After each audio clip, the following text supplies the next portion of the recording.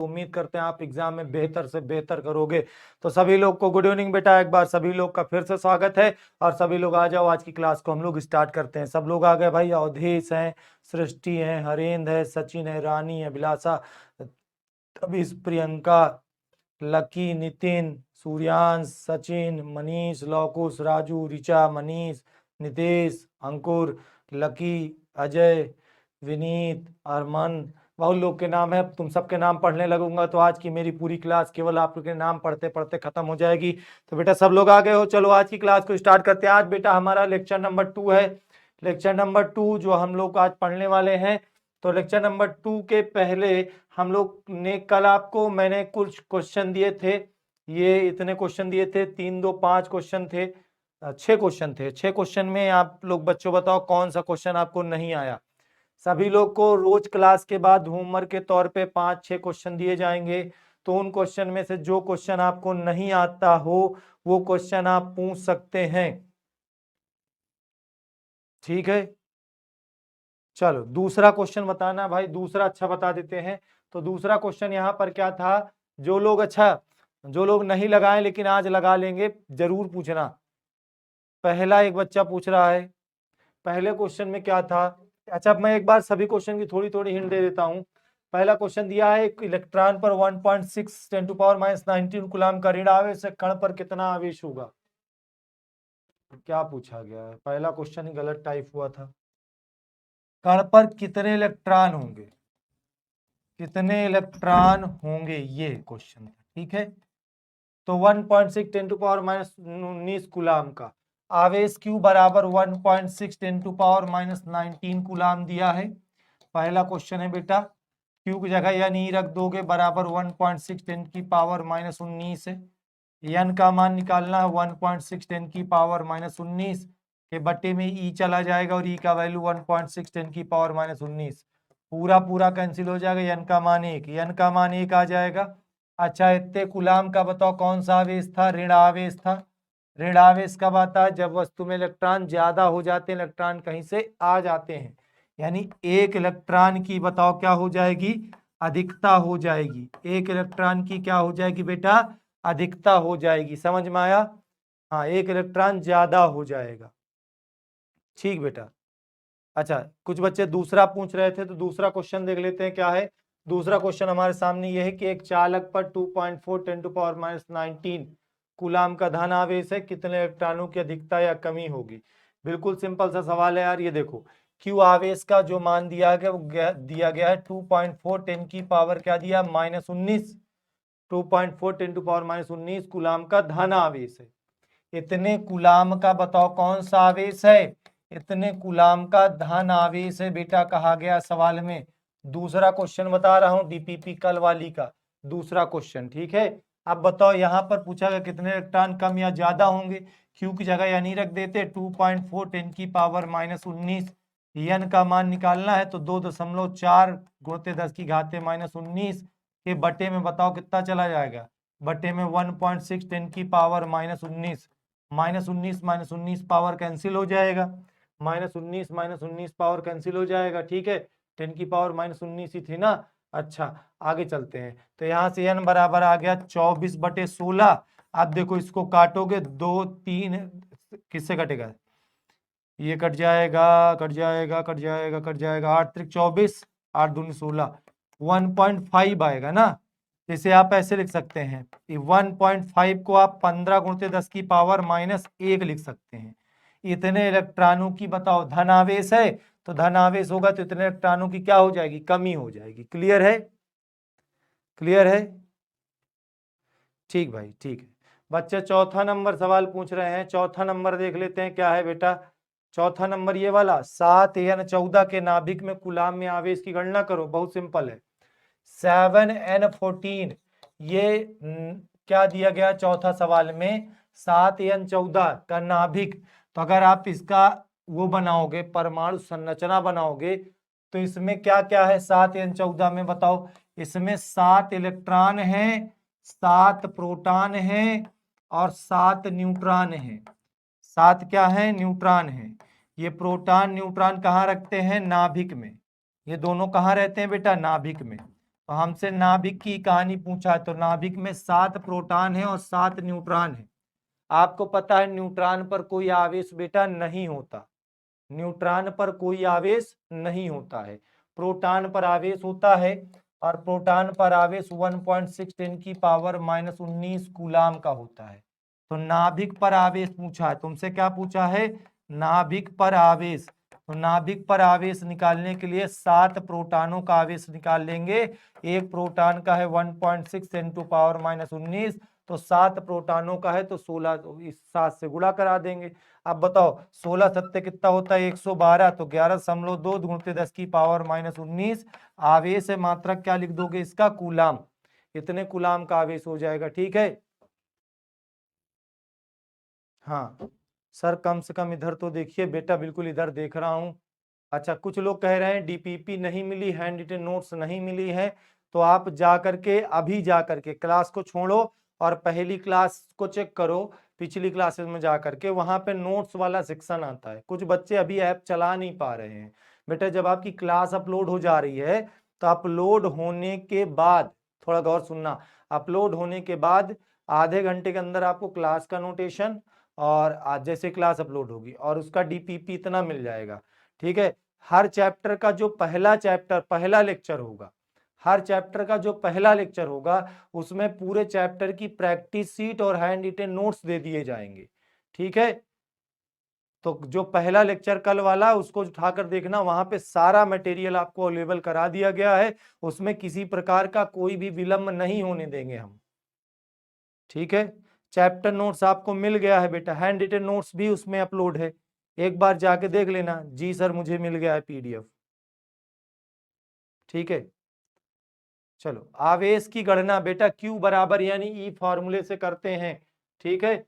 चलिए अगला, और कोई क्वेश्चन इसमें से आपको, दो ये हो गए, इन दोनों सवालों में कोई पूछना है बताओ। इसमें पहला दूसरा में से कोई पूछना है, पहले दूसरे में से, इस वाले में से पहले या दूसरे में से, दूसरा दूसरा, पहला दूसरा, पहला दूसरा।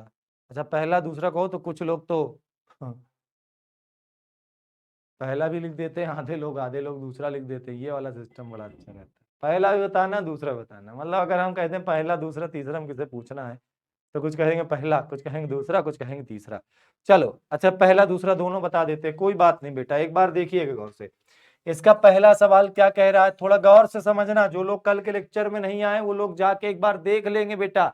अगर शुरू से फिजिक्स में आपकी लय टूटी कहीं से, तो समझाना फिर बहुत मुश्किल हो जाएगा और फिर तुम याद करना शुरू कर दोगे दोस्त।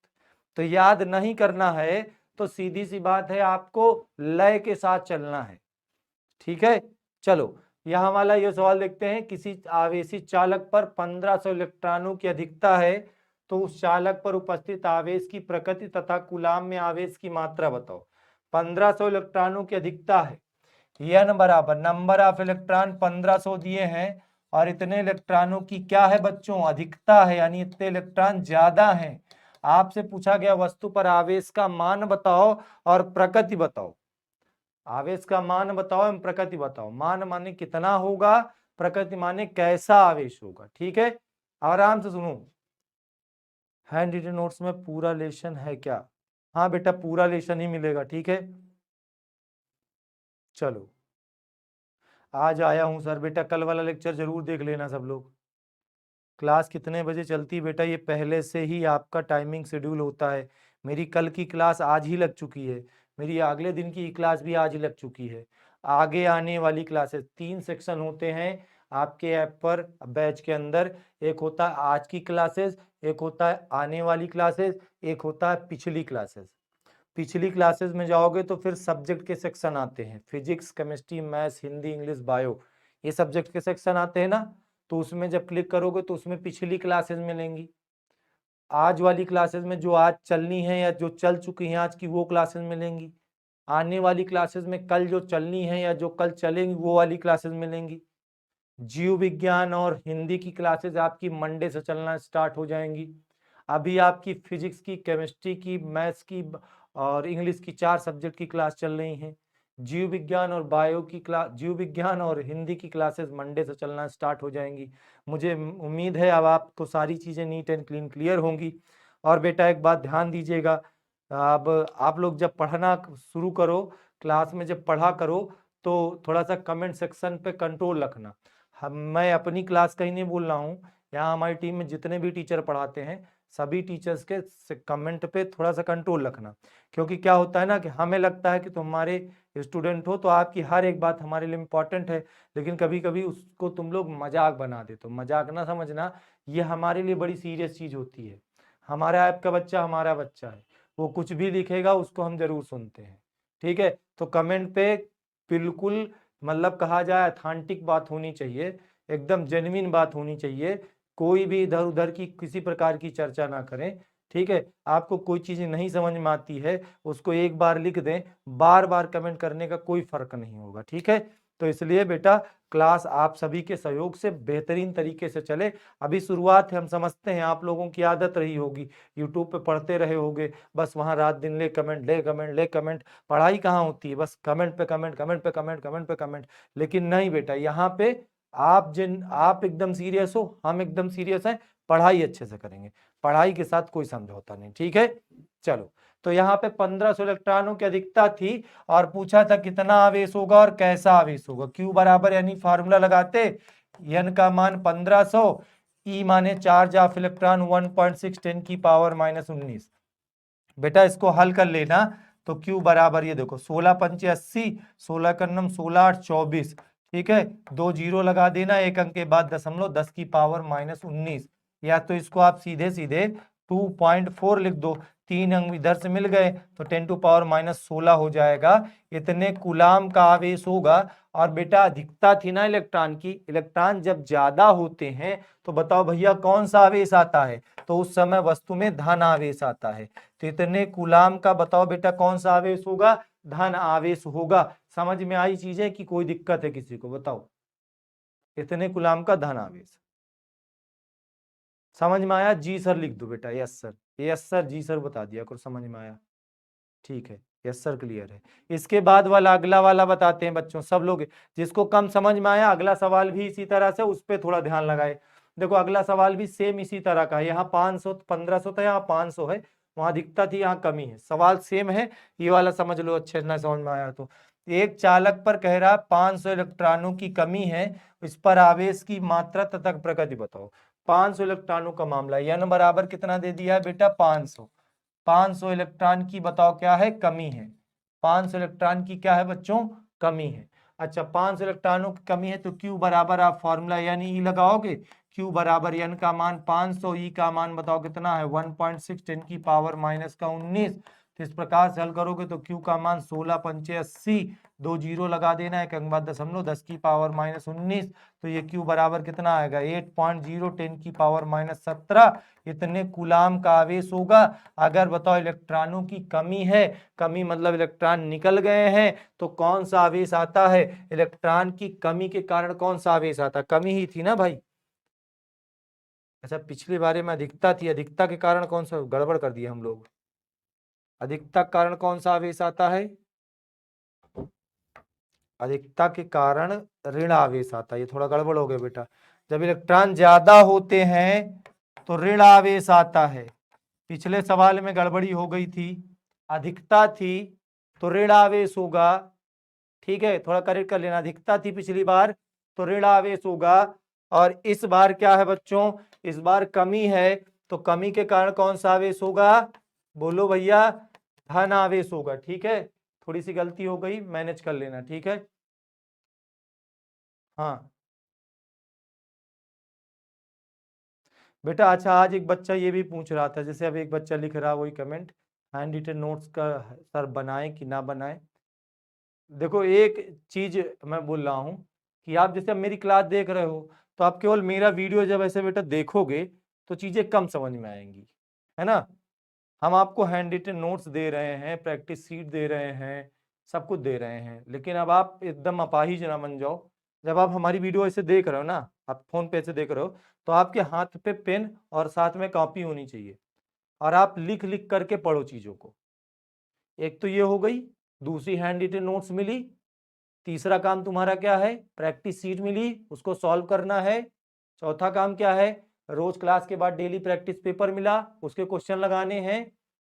समझ गए? चीजें क्लियर हैं? बताओ समझ गए कि नहीं? बताओ, ये काम है। तो कैसे वीडियो देखने से कभी काम नहीं चलेगा, कॉपी पेन ले करके लिख लिख करके हमारी वीडियो से पढ़ो।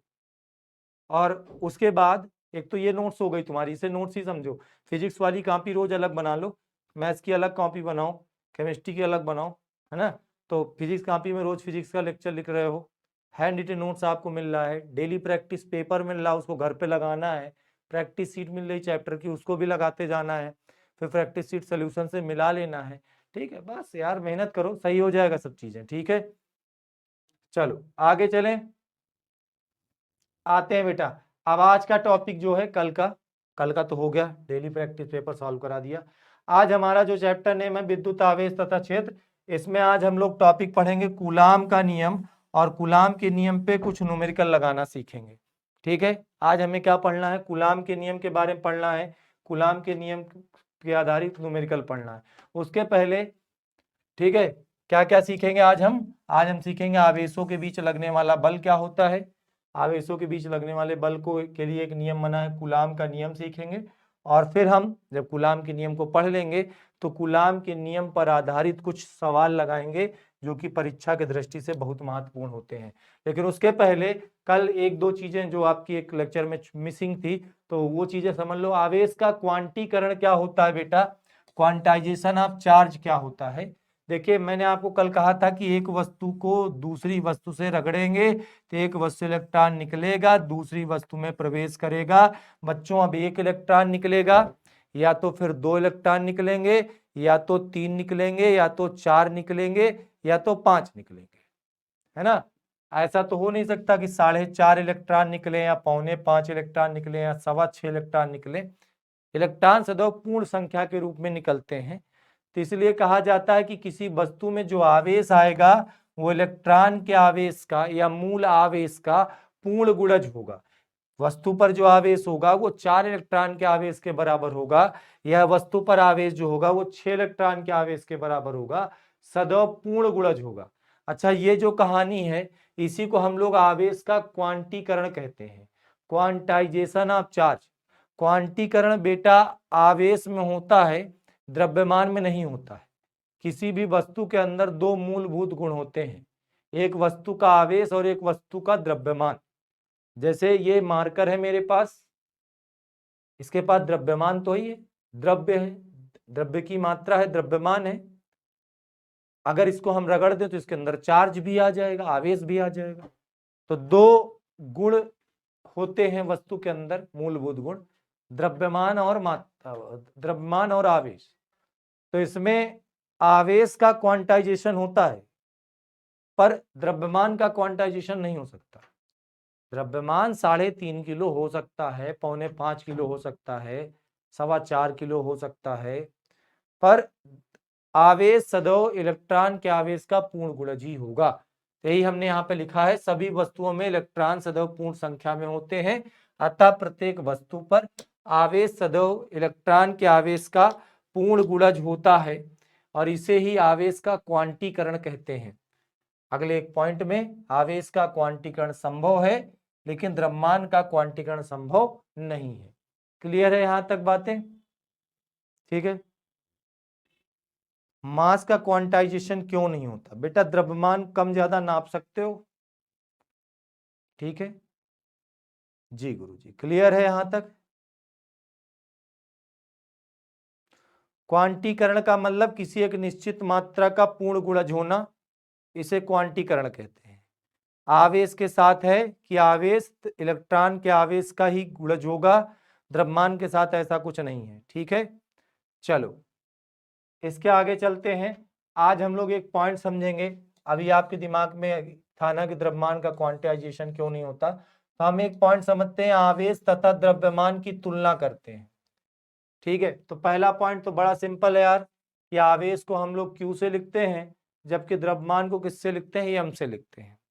आवेश को किससे प्रदर्शित करते हैं बताओ? Q से। और द्रव्यमान को किससे? सर हाथ से लिख कर पढ़ाओ, छोटा करके।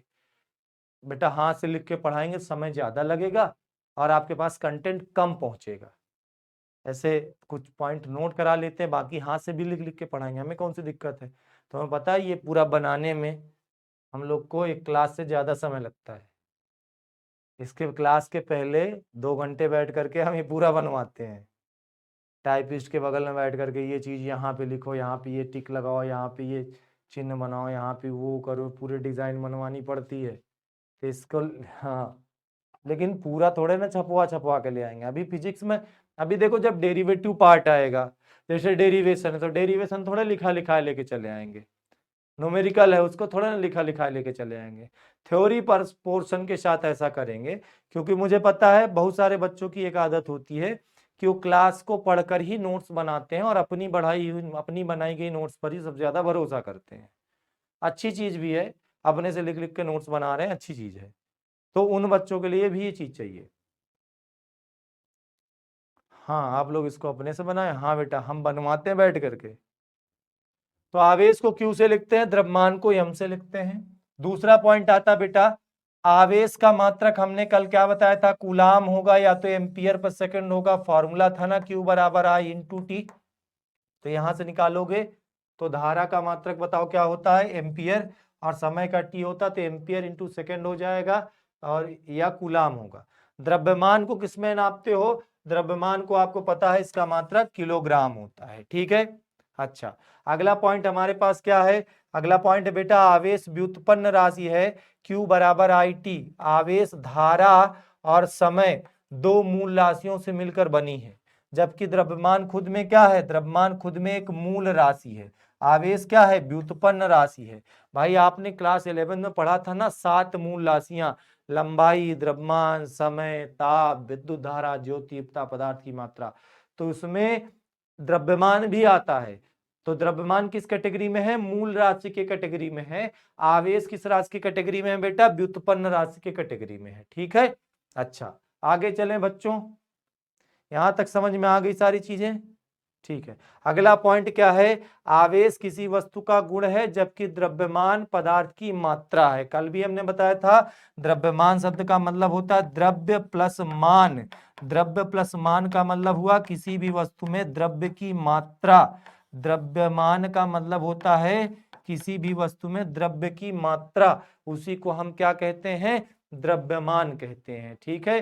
तो आवेश किसी वस्तु का गुण है, जबकि द्रव्यमान किसी वस्तु में पदार्थ की मात्रा है। क्लियर है यहां तक। चलो आगे चलते हैं बच्चों, इसके बाद अगले पॉइंट पे आते हैं, आवेश और द्रव्यमान की तुलना के क्रम में थोड़ा सा आगे। आवेश का मान आपने देखा निगेटिव हो जाता है, आवेश का मान शून्य हो जाता है, पर द्रव्यमान ना तो कभी निगेटिव होगा और ना ही शून्य होगा। भाई द्रव्यमान शून्य होने का मतलब वस्तु ही नहीं है।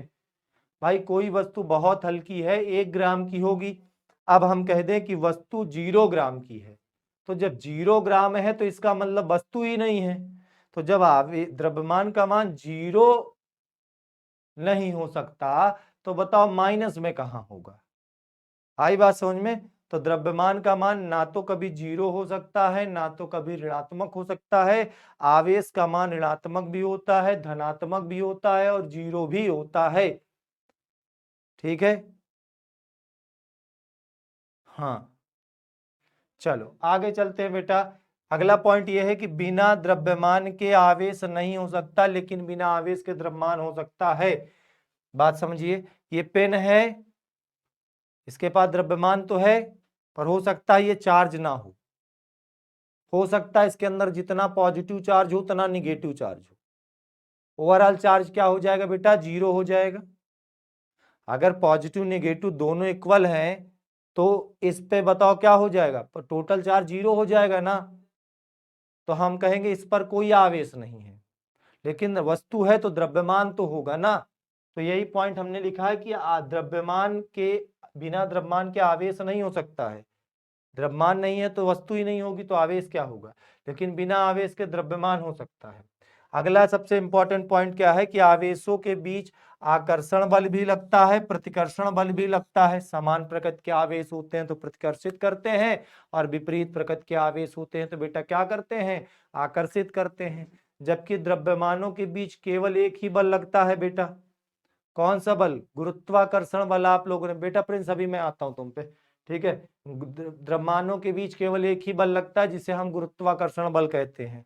और गुरुत्वाकर्षण बल सदैव कैसा बल होता है? आकर्षण बल होता है, ठीक है।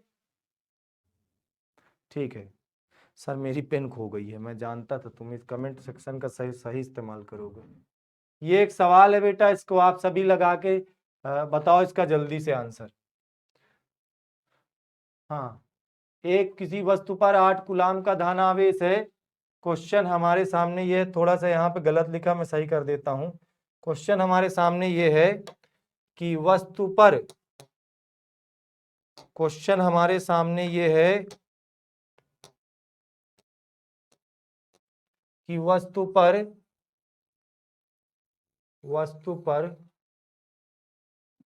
इलेक्ट्रॉन की संख्या, क्वेश्चन बेटा ये रहा, आपके सामने लिख रहा हूं।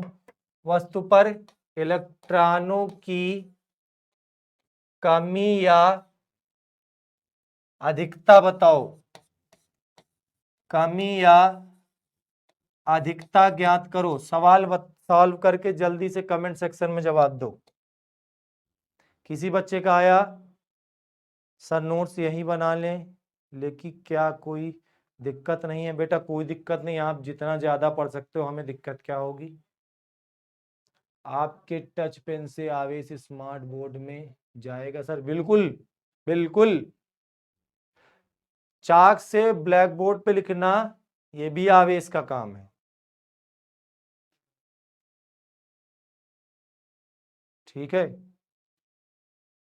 चलो, Q बराबर बच्चों सवाल में दिया 8 कूलाम का धन आवेश है। तुमसे पूछा गया है कितने इलेक्ट्रॉन की कमी अधिकता होगी। धन आवेश कम आता है जब इलेक्ट्रॉनों की कमी होगी। इलेक्ट्रॉनों की बताओ क्या होगी बेटा? कमी होगी, ठीक है। यानी ई रख देते इसकी जगह, बराबर में 8 है, एन का मान निकालना है। 8 बटे ई का वैल्यू नीचे 1.6 10 की पावर -19, दशमलव हटाओ, जीरो बढ़ाओ, 16 पंचे 80 पाओ। एन का मान सीधे सीधे 5 गुणते 10 की घाते -19 है, ऊपर जाएगा +19। काफी बच्चे सही आंसर बता रहे थे, शाबाश बेटा। 5 गुणते 10 की पावर +19 होगा बेटा, दशमलव हटाओगे वैसे भी एक जीरो बढ़ जाएगा, 16 पंचे 80 सीधे सीधे कट जाएगा, 10 की पावर +19 आएगा, ठीक है। हिंदी की क्लास बेटा मंडे से चलेगी, ठीक है। हाँ, आगे चलते हैं। अब हम लोग पढ़ेंगे कूलाम का नियम। कूलाम का नियम। कूलाम बेटा फ्रांस के एक वैज्ञानिक थे, सन 1675, सन 1675 में इन्होंने एक नियम दिया था। जैसे हम लोगों को पता चला था कि जब दो धन आवेश हैं तो इनके बीच प्रतिकर्षण का बल लगता है, ठीक है। ये दो विपरीत आवेश होंगे तो उनके बीच आकर्षण बल लगता है। लेकिन दिमाग में एक बात चल रही थी, कितना बल लगता है? क्या बात चल रही थी भैया? कितना बल लगता है। तो इसीलिए कूलाम ने क्या नियम दिया था? आवेशों के बीच लगने वाले वैद्युत बल के संबंध में एक नियम दिया था, जिसे हम लोग कूलाम का नियम कहते हैं। क्या था इनका नियम? इनका नियम पहले पढ़ लेते हैं, फिर कहां से आए इस पे हमारी आपकी डिस्कशन होती है। कि दो स्थिर बिंदु आवेशों के बीच लगने वाला वैद्युत बल दोनों आवेशों के बीच के गुणनफल के समानुपाती, उनके बीच की दूरी के वर्ग के व्युत्क्रमानुपाती। आओ इधर समझो, इधर समझो मेरी बात। देखो, कूलाम थे नंबर 1 के नकलची। इन्होंने कक्षा 11 में न्यूटन साहब का नियम पढ़ा था, और उसी न्यूटन के नियम का फोटो स्टेट कर दिया कूलाम साहब ने। कूलाम ने क्या किया? न्यूटन के नियम का कॉपी पेस्ट कर दिया, छाप दिया धई के। क्या कर दिया बेटा? छाप दिया, ठीक है। जैसे न्यूटन ने बताया था कि हमारे पास दो द्रव्यमान हो m1 m2, एक दूसरे से r दूरी पर रखे हो, तो इनके बीच लगने वाला गुरुत्वाकर्षण बल द्रव्यमानों के गुणनफल का अनुक्रमानुपाती होता है। गुलाम ने भी वही बात कही कि अगर हमारे पास दो आवेश है ना, Q1 Q2, एक दूसरे से r दूरी पर रखे हों, तो हमारे आवेशों के बीच गुरुत्वाकर्षण बल इन आवेशों के गुणनफल का अनुक्रमानुपाती होता है। क्या बताया? सॉरी, आवेशों के बीच लगने वाला वैद्युत बल आवेशों के गुणनफल का अनुक्रमानुपाती होता है। न्यूटन ने कहा था कि दो द्रव्यमानों के बीच का गुरुत्वाकर्षण बल द्रव्यमानों के गुणनफल का अनुक्रमानुपाती होता है। गुलाम ने तुरंत कॉपी पेस्ट मारा। क्या बोला? कि दो आवेशों के बीच का वैद्युत बल आवेशों के गुणनफल का अनुक्रमानुपाती होता है। फिर न्यूटन ने कहा कि जो गुरुत्वाकर्षण बल है वो दूरी के वर्ग का व्युत्क्रमानुपाती होता है। फिर कूलाम ने भी वही बात कही। कूलाम ने भी कहा कि जो वैद्युत बल है वो आवेशों के बीच की दूरी के वर्ग का व्युत्क्रमानुपाती होता है। ये तो कूलाम ने क्या बताया कि दो स्थिर बिंदु आवेश हों, उनके बीच लगने वाला वैद्युत बल आवेशों के गुणनफल का अनुक्रमानुपाती या समानुपाती और उनके बीच की दूरी के वर्ग का व्युत्क्रमानुपाती होता है। क्लियर है? समझ में बात आई? बताओ एक बार। लिखकर ही तो पढ़ा रहे हैं भैया, लिखकर ही तो पढ़ा रहे हैं यार। क्या इतना परेशान हो तुम? लिख लिख के पढ़ाइए, लिख लिख के पढ़ाइए, लिख लिख के पढ़ाइए, लिख लिख के पढ़ाइए, लिख लिख के ही तो पढ़ा रहे हैं भाई। बताओ समझ में आया? Yes sir, yes sir, yes sir. ठीक है। क्या कहा कूलाम ने कि दो स्थिर बिंदु आवेशों के बीच लगने वाला वैद्युत बल आवेशों के गुणनफल का अनुक्रमानुपाती, उनके बीच की दूरी के वर्ग का व्युत्क्रमानुपाती। वही बात हमने यहाँ पे लिखी है। दो स्थिर बिंदु आवेशों के बीच लगने वाला वैद्युत बल दोनों आवेशों के गुणनफल के समानुपाती तथा उनके बीच की दूरी के वर्ग का व्युत्क्रमानुपाती होता है। ठीक है, ये दो संबंध बनेंगे। अब जब आप इन दोनों संबंधों को मिला देते हो समीकरण नंबर 1 व 2 से, दोनों संबंधों को मिला देते हो तो आपको मिलता है यह प्रोपोर्शनल टू Q1 Q2 और बटे में R स्क्वायर। और बेटा जब ये प्रोपोर्शनलिटी का साइन हटाते हैं, अनुक्रमानुपाती का चिन्ह हटाते हैं, तो यहाँ पर एक कांस्टेंट लगाते हैं। कूलाम ने जो कांस्टेंट लगाया था वो कांस्टेंट था 1/4 pi epsilon not Q1 Q2 बटा R स्क्वायर। ये जो चिन्ह लिखा है एप्सिलॉन नॉट या इसे एप्सिलॉन जीरो कहते हैं, ये बेटा क्या है? इसे आप पढ़ोगे एप्सिलॉन नॉट या एप्सिलॉन जीरो। ठीक है, हिंदी में इसको हम कहते हैं निर्वात की विद्युतशीलता। निर्वात की विद्युतशीलता अभी क्या होती है इस पर विशेष चर्चा करेंगे, लेकिन अभी समझ लो एप्सिलॉन नॉट क्या है? निर्वात की विद्युतशीलता। 1/4 पाई एप्सिलॉन नॉट कांस्टेंट लगाएंगे। ठीक है, तो ये था कूलाम का नियम। F बराबर 1/4 pi epsilon not Q1 Q2 बटे बताओ क्या? R square. हाँ, ये बेटा तब लगेगा जब चार्ज दोनों वैक्यूम में हो और मतलब निर्वात में हो कहा जाए। ठीक है, चलिए फिर से एक बार समझे। कूलाम ने क्या कहा कि दो स्थिर बिंदु आवेशों के बीच लगने वाला वैद्युत बल F आवेशों के गुणनफल का अनुक्रमानुपाती, उनके बीच की दूरी के वर्ग का व्युत्क्रमानुपाती। दो बातें बताई, इन दोनों बातों को मर्ज करोगे तो हमें मिलेगा यह प्रोपोर्शनल टू Q1 Q2 बटे R स्क्वायर। इसको हटाओगे तो हम एक कांस्टेंट लगाते हैं 1/4 pi epsilon not Q1 Q2 बटे R स्क्वायर। ये एप्सिलॉन नॉट क्या है? एप्सिलॉन नॉट है निर्वात की विद्युतशीलता। क्लियर है? आगे बढ़ा जाए भैया। चलिए आगे चलते हैं, आराम समझिएगा। तो ये फॉर्मूला तब लगता है जब दोनों आवेश निर्वात में हो। जब दोनों आवेश कहाँ हो? निर्वात में हो, यानी उनके बीच कोई माध्यम ना हो, तो उनके लिए फॉर्मूला F बराबर 1/4 pi epsilon not Q1 Q2 बटे R स्क्वायर। ठीक है, ये हमारे पास फॉर्मूला बन जाएगा। और जब आवेशों के बीच में माध्यम हो, जब बेटा क्या हो? आवेशों के बीच में माध्यम हो, तो जब आवेशों के बीच में माध्यम होता है तो यही फॉर्मूला बन जाता है F बराबर 1/4 पाई एप्सिलॉन नॉट के Q1 Q2 बटे R स्क्वायर। ठीक है, आराम से थोड़ा समझना। अभी इस फार्मूले को इतना यूज करोगे ना तुम्हारे दिमाग को दिलो दिमाग में घुस जाएगा। ये जो K लिखा हुआ है, K को हम लोग कहते हैं माध्यम का परावैद्युतांक। ये एक कांस्टेंट है जो कि अलग अलग माध्यम के लिए अलग अलग होता है और जिसका मान हमेशा सवाल में दिया जाता है। ठीक है, कि है माध्यम का परावैद्युतांक। अब हम लोग सबसे पहले एप्सिलॉन नॉट से अच्छे से मिलते हैं। किन से मिलेंगे बेटा? एप्सिलॉन नॉट से। ठीक है, यहां तक नोट कर लो तो फिर आगे बढ़ा जाए। यहां तक चीजें समझ में आ गई हो तो फिर आगे बढ़ा जाए। ठीक है, चलिए अब हम सबसे पहले शुरू करते हैं। सबसे पहले बेटा हम पढ़ेंगे एप्सिलॉन नॉट का मात्रक। किसका मात्रक? एप्सिलॉन नॉट का मात्रक, जो कि कई बार एग्जाम में पूछा गया। तो देखते हैं एप्सिलॉन नॉट का मात्रक क्या होता है। ठीक है, आराम से समझना, जहां पे ना समझ में आए बताते चलना। ठीक है, क्या होता है परावैद्युतांक? हम कह रहे हैं ना, पहले एप्सिलॉन नॉट से अच्छे से मिल लो और फिर एप्सिलॉन नॉट से मिलने के बाद हम लोग जो है परावैद्युतांक से भी मिल लेंगे। किसी को नहीं छोड़ेंगे, बाप का, दादा का, चाचा का, सबका बदला लेगा तेरा फैजल। ठीक है, किसी को नहीं छोड़ेंगे, सबका बदला लेंगे, एक एक को देखेंगे, उठा उठा के पटकेंगे। ठीक है, चलो बच्चों आगे बढ़ा जाए। अब तो एप्सिलॉन नॉट का पहले मात्रक समझते हैं। हमारे पास बेटा फॉर्मूला क्या है? 1/4 पाई। ठीक है, एप्सिलॉन नॉट Q1 Q2 बटे आर स्क्वायर। हमें किसका मात्रक चाहिए भैया? बोलो, हमें एप्सिलॉन नॉट का मात्रक चाहिए। किसका मात्रक चाहिए? बोलो बच्चों, केवल एप्सिलॉन नॉट का मात्रक चाहिए। एप्सिलॉन नॉट आप इधर आ जाओ, एप्सिलॉन नॉट इधर आ गए, बराबर बचेगा 1/4 पाई।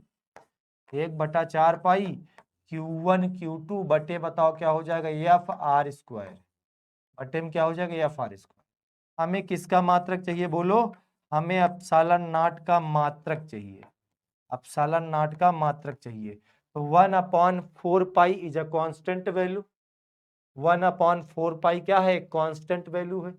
Q1 आवेश है कूलाम, Q2 आवेश है कूलाम, बटे बताओ F क्या है? बल, बल का मात्रक न्यूटन, N फॉर न्यूटन, और R क्या है? दूरी, मीटर स्क्वायर लगा दिया जाए। तो इस प्रकार से एप्सिलॉन नॉट का मात्रक क्या बन गया? कूलाम स्क्वायर प्रति newton metre square. Coulomb square प्रति न्यूटन मीटर स्क्वायर। बेटा ये मात्रक आपको निकालना या कहीं याद होना चाहिए, कई बार एग्जाम में ऑब्जेक्टिव में पूछा जा चुका है। ठीक है, कई बार पूछा जा चुका है। क्लियर है यहाँ तक? यहाँ तक क्लियर है? अच्छा, अब एप्सिलॉन नॉट की यही लगे हाथ विमा भी निकाल लो। एप्सिलॉन नॉट की विमा भी निकाल लेते हैं। अब जब मात्रक पता है तो विमा निकालना एकदम आसान है। एप्सिलॉन नॉट की विमा, ठीक है, की विमा, हमारे पास मात्रक क्या है? मात्रक है कूलाम स्क्वायर। कूलाम की विमा यानी आवेश की विमा क्या होती है बेटा? सर आप अपनी लैंग्वेज में पढ़ाने में मगन है, हम तो अपनी लैंग्वेज में ही पढ़ाएंगे बेटा। बताओ, आवेश की विमा क्या होती है? हाँ सर, पीछे कर दीजिए। लो भैया, पीछे कर दिया। आवेश की विमा क्या होती है? डाउट भी बताएंगे, डाउट के लिए अभी बता रहा हूं, तुम लोग कैसे डाउट पूछोगे।